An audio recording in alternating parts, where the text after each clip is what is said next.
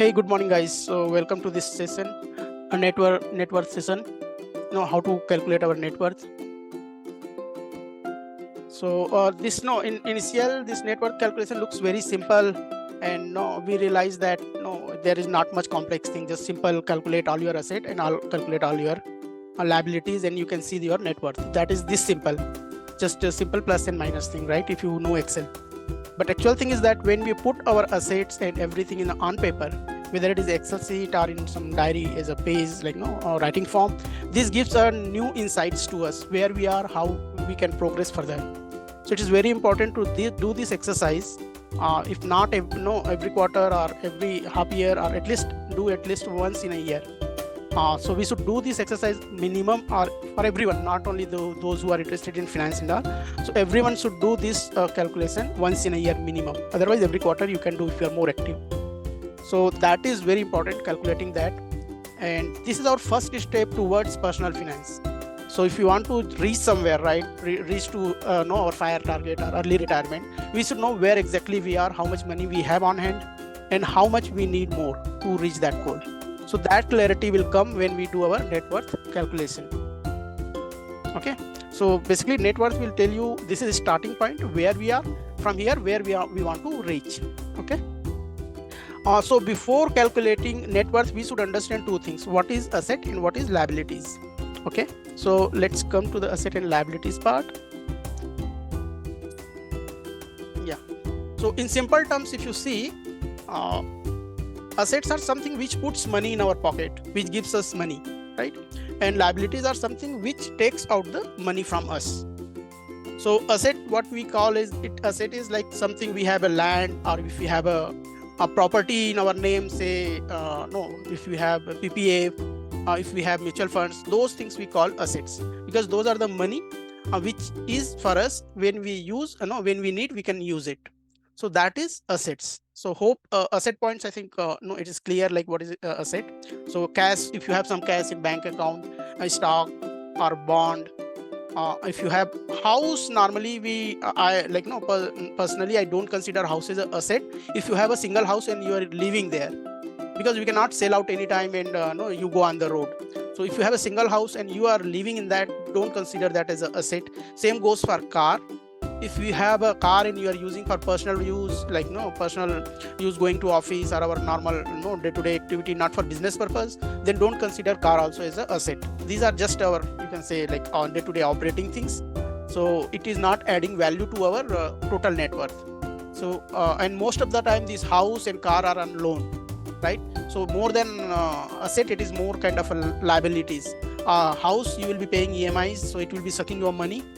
Then it will be always need some kind of maintenance, so you will be putting money, this repair, that repair.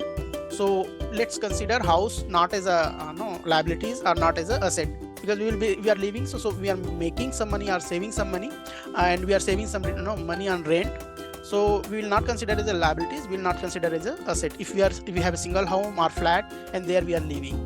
Same goes for car. Car will not be like, most of the time car people buy on personal car loan, and then it will not be adding any value to you. Maybe it will improve your comfort and luxury. That is things you can consider as a need, but not asset or liabilities. More, it will also come as a more on a liability side, because we will be paying EMIs, then we will be paying maintenance, right? So if you are having car and not even driving it, it's just parking in your place, then you will be paying at least 15,000 to 20,000 for insurance, and 15,000, 20,000 for the servicing every year, even though you are not using. So at least 30,000 to 40,000 worth liabilities annually. So house and car will not consider as asset or liabilities. We will keep it separate. Apart from that, if we have a PPF, yeah, that should come as a asset. If you have mutual funds, yes, that is generating more money for you and you can use, that will be your asset. Then if you have any second flat where you are getting rent, or you are getting some value over there, then you can consider flat as your asset. Maybe land, plot or no, a paddy field, those things. Suppose you have paddy field, you will be getting regular income from it, and it has some value which will be keep on increasing. So paddy fields, agricultural, basically agricultural fields, even plot will be can be considered as an asset, because when it will give you price appreciation, capital gain it will be giving you, like when you sell or if you are holding it, even though price will be increasing.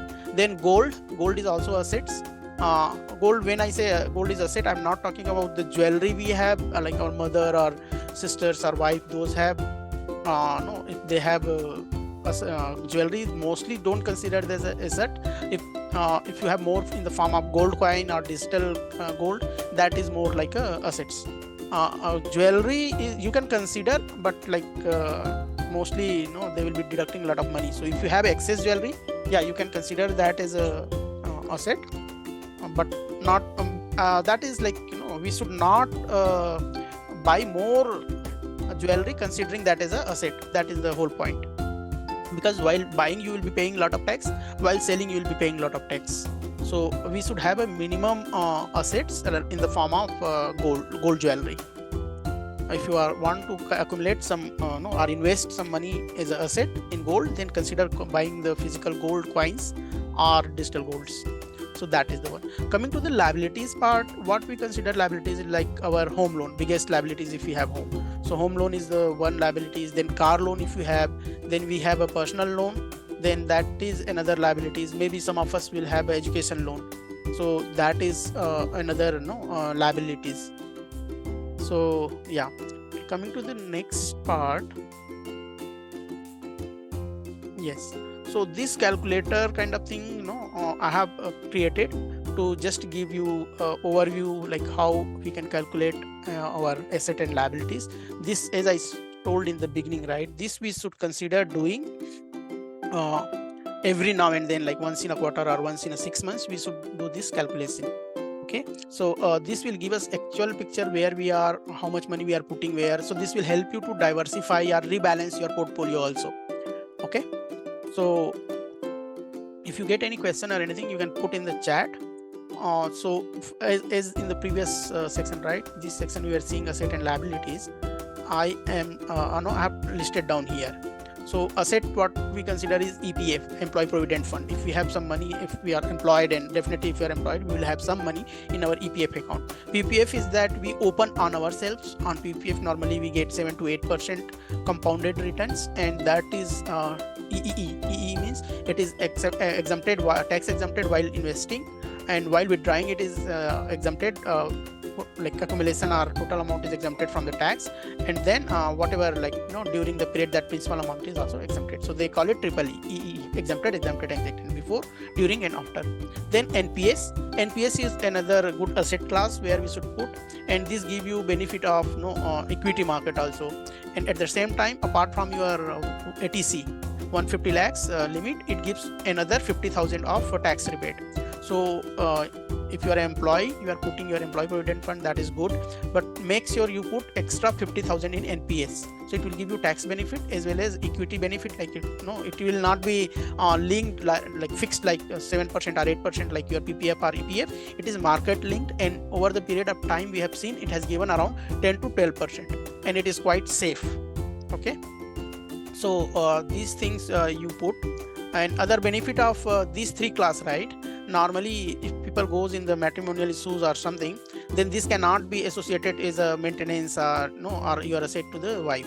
So it is quite safe for people who are going through some kind of issues. Yes.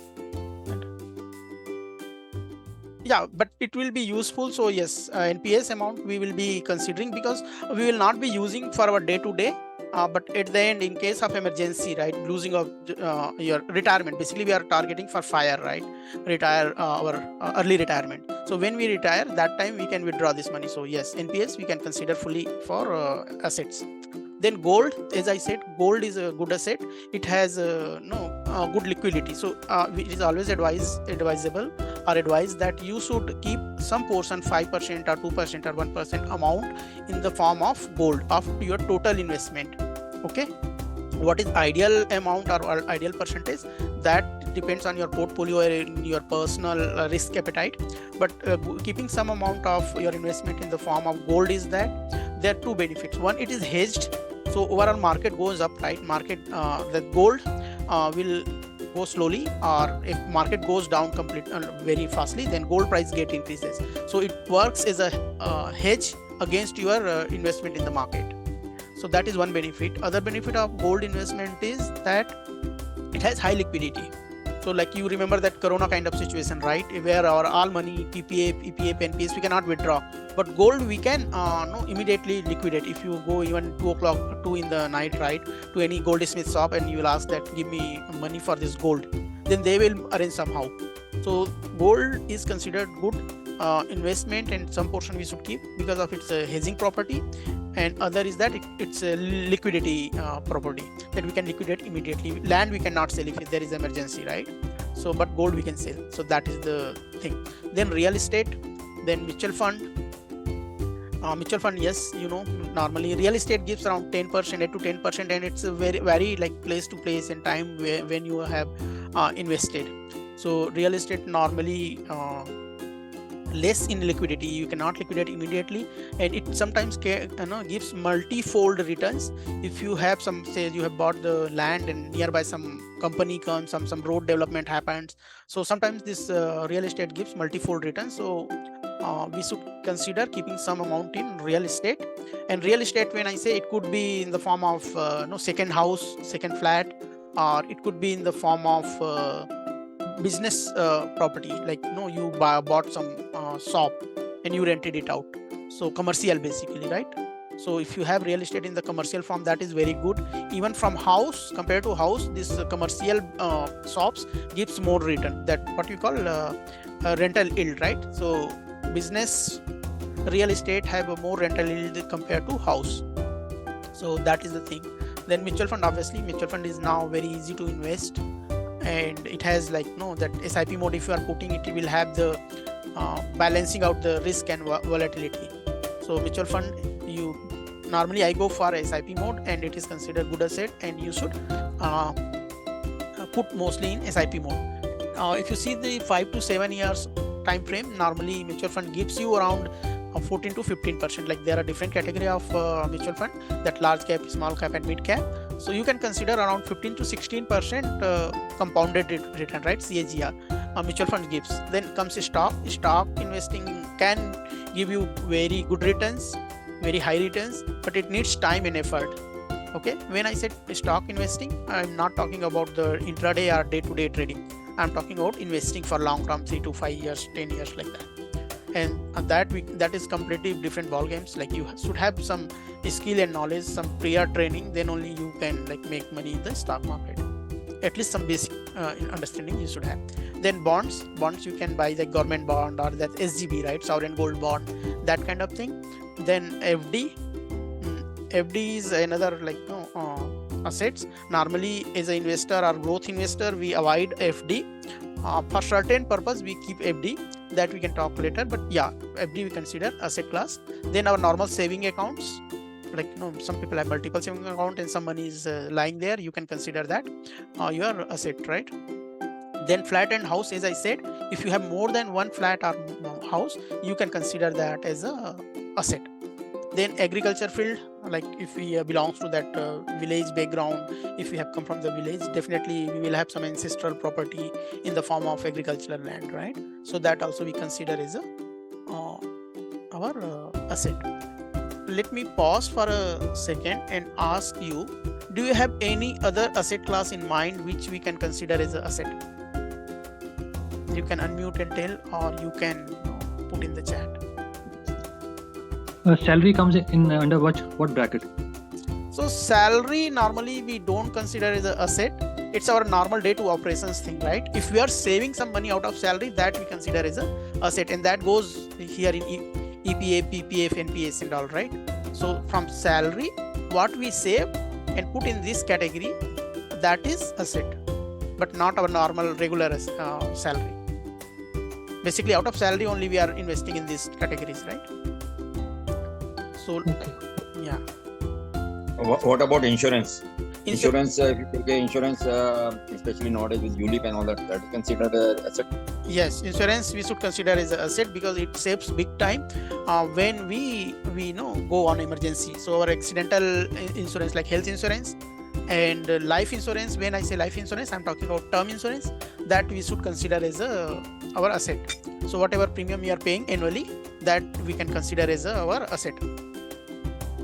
Okay, so that takes part. So health insurance, I would think on one side, while it is an asset, on the other side, the health expenses could be also a liability because you will have to always plan for it.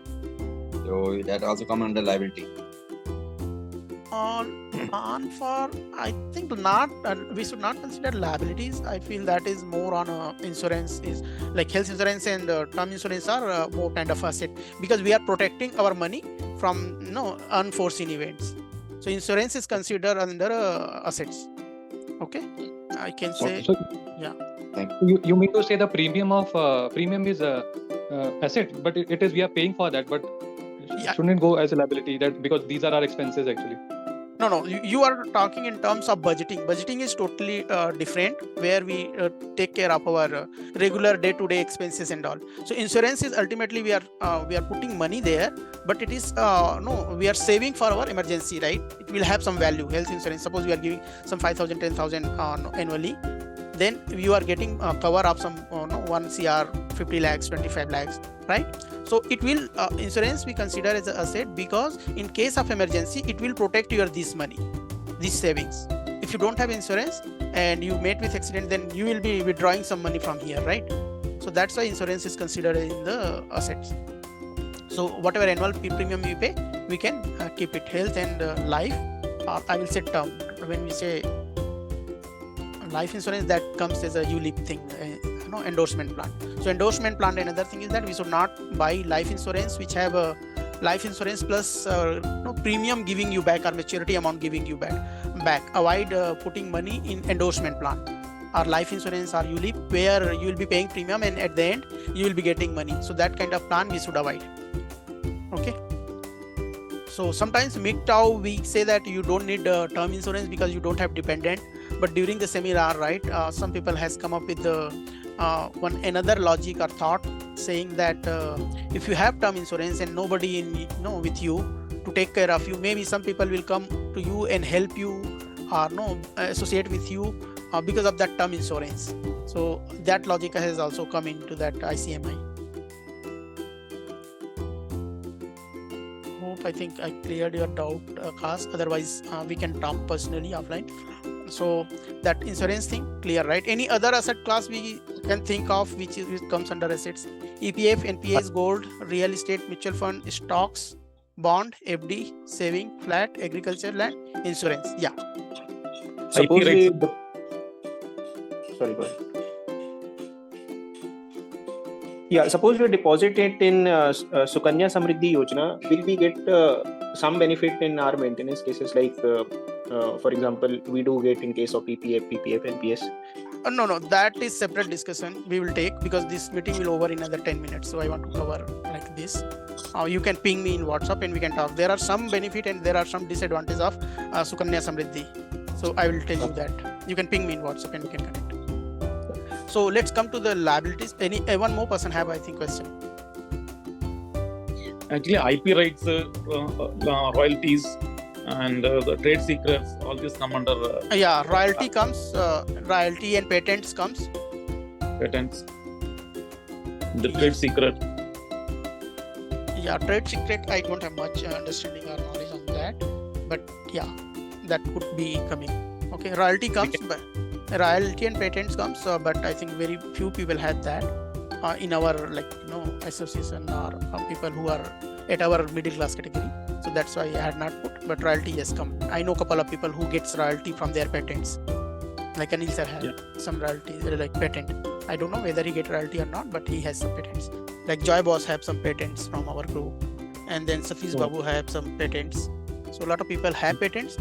They get few some amount as a royalty there. So if one quick note, this meeting may end abruptly after 5 to 10 minutes. So I will set up if required. I will set up quick another meeting and ping you in the WhatsApp. So you should check WhatsApp, and we'll try to end up before that 5 to 10 minutes, because almost done. Then liabilities comes. Let's come to the liabilities. Liabilities basically takes money out of our pocket. Okay.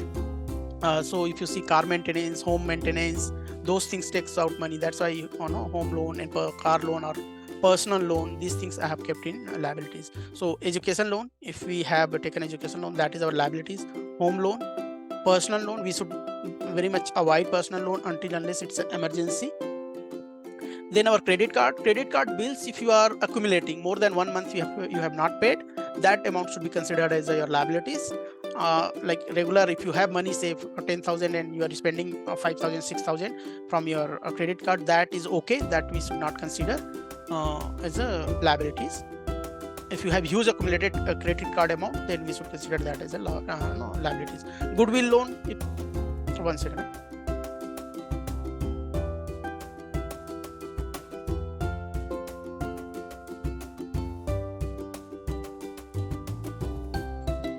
Sorry. So yeah, so goodwill loan is something like we have taken from some friends or family members for without any interest. So that we consider as a goodwill loan, and we should consider as a liabilities because we have to pay back. Then our car loans. Then if you have property loan, if you have taken any loan to buy some property, land or anything. Then business loan, if you have taken some good amount for business, that can be our we have to repay, and that we can consider as a liabilities. In liabilities, any other asset class you think that should fall, which is not mentioned here?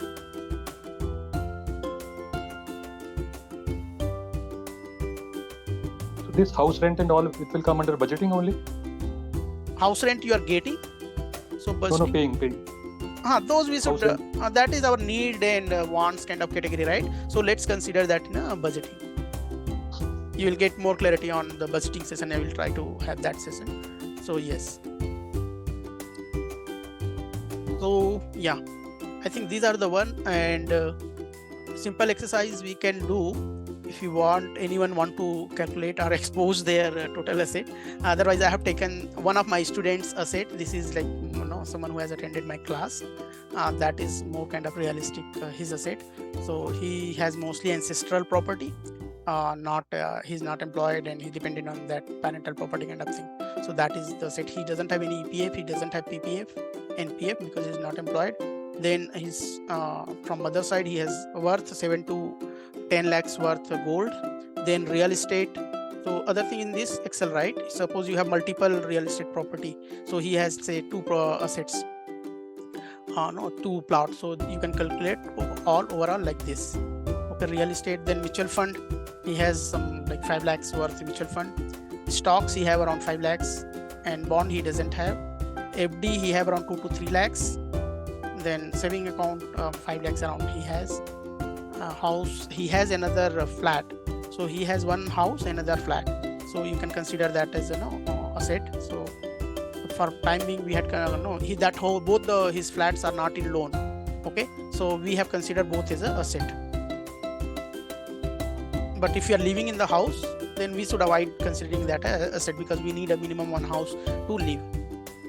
Then agricultural field he has some from his parental side. Then insurance, he has health insurance and term insurance, which we have not considered that time, but we should consider our insurance. And then royalty, if you have any royalty, let me put 0 here. Yeah. So these are the things. Then a loan, if you have some loan, say he didn't have any loan, so we have not considered. Say you have loan of worth 1 lakh. So this you can see the liabilities in this Excel sheet. I have already shared. I can share again in this link. And this part you cannot edit. It is protected. And this whatever white block you see, that you can edit. So name you can put here. Say I want to say Rohit. So it will reflect here. Then whatever asset you will put here till this point, it will total asset will come here. Say PPF you have 2 lakhs. Then that will automatically calculate in asset, and whatever amount you put, say 50,000. So that will come as a liabilities here, and net will be calculated here. If you know Excel, it is not very complex or anything, but main important thing is that we should know this how to what is our net worth, what is our net asset, that we should know any point of time, and we should do this exercise every 3 quarters or half yearly, at least minimum 1 year. Now this year is going to end, so before we go to the next year, at least calculate your net worth. I will advise like people who do my training or with me, they should print out this thing, and they should keep some in diary or some their workplace, and keep always, and they should know that where we want to reach, what is our assets.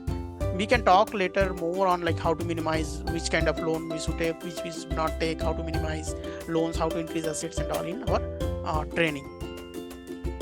Okay, so I will pause the recording here, and I will share this Excel sheet with you guys.